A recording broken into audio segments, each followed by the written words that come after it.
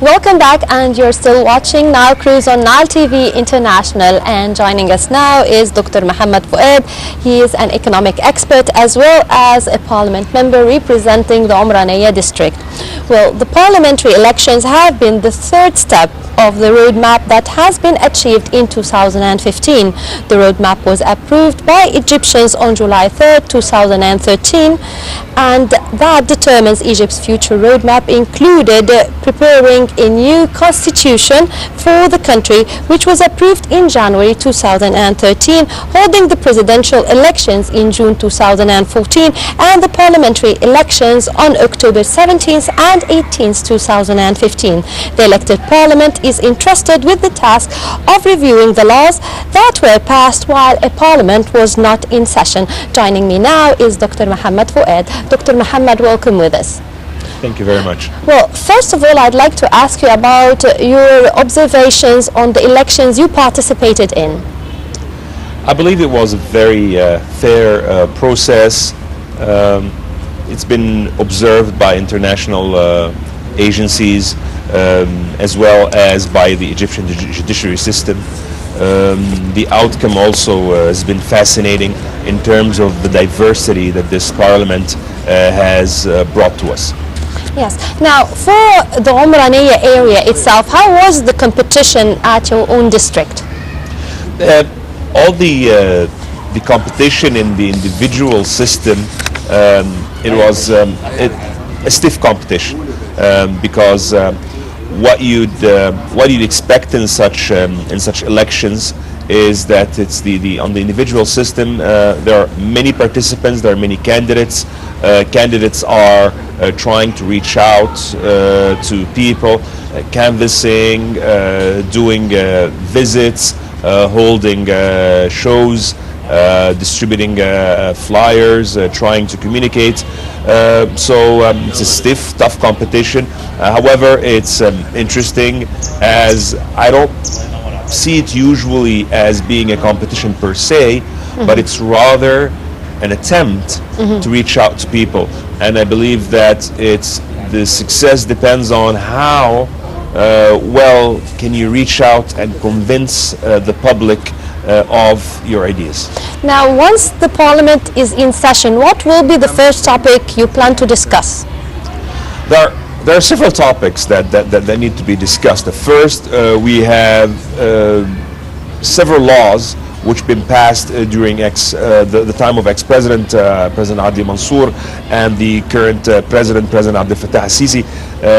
We need to clear those laws, this backlog, in 15 days. So this is priority number one. Then come several laws which are essential to me, as well as Al-Wafd Party, which I represent. There is a law number 43, which is the law that has to do with local councils.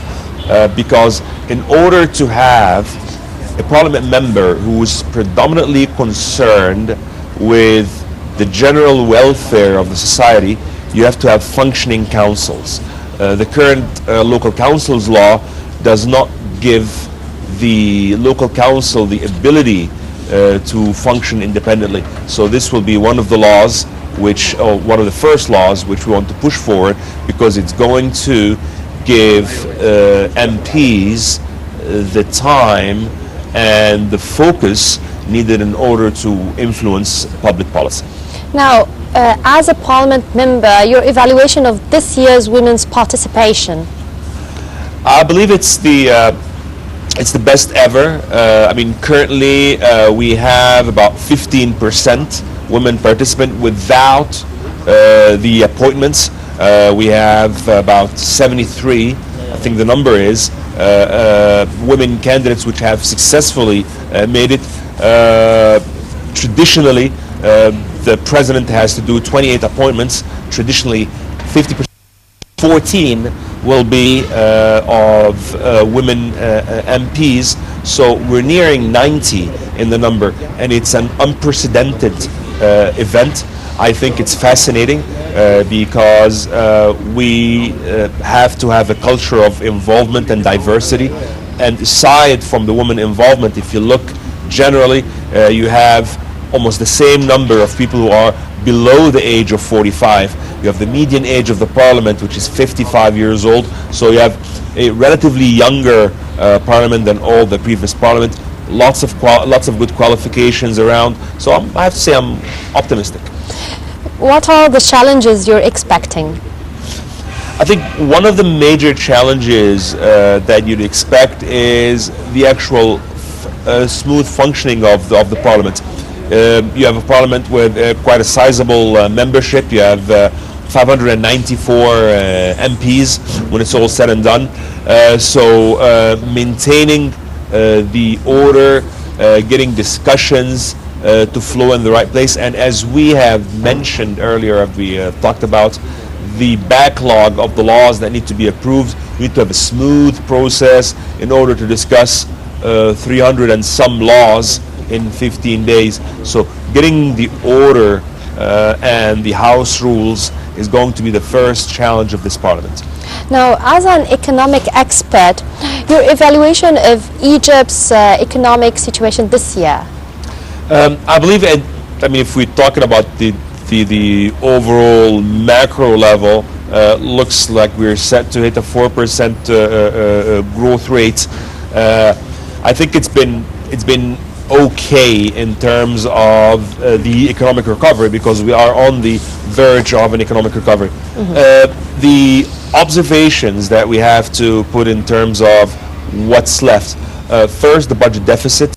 And I think the country needs to continue to control the budget deficit.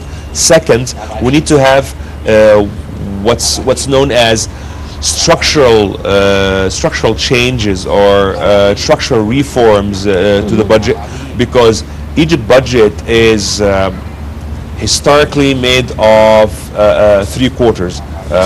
It can be easily explained as: first quarter is to pay government salaries, second quarter is allocated to subsidy, third quarter is in terms of loan service and debt service, and then the fourth quarter is in terms of public administration and public services.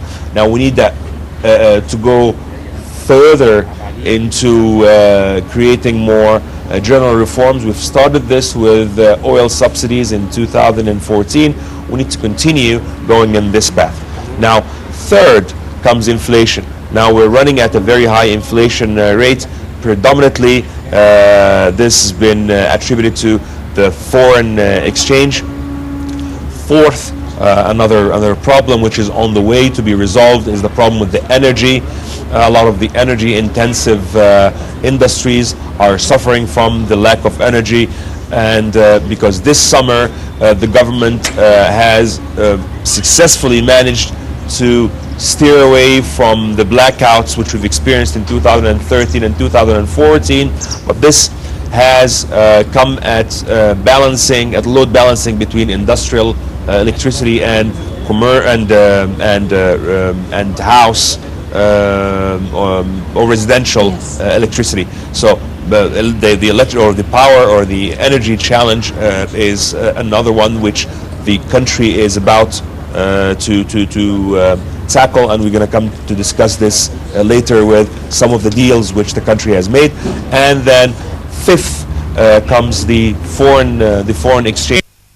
Been putting a load on the country as of the last quarter of this year.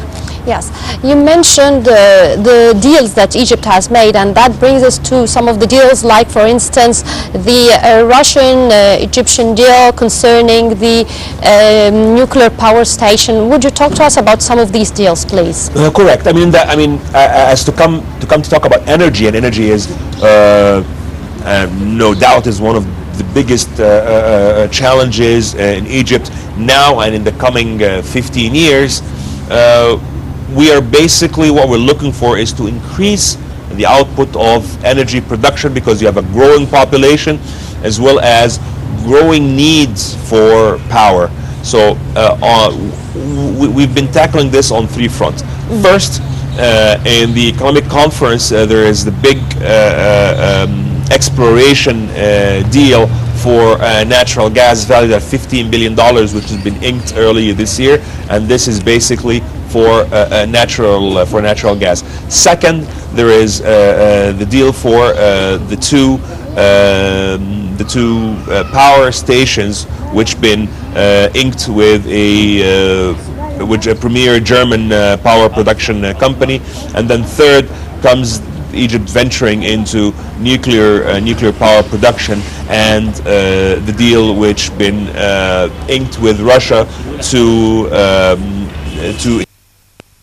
two nuclear power stations.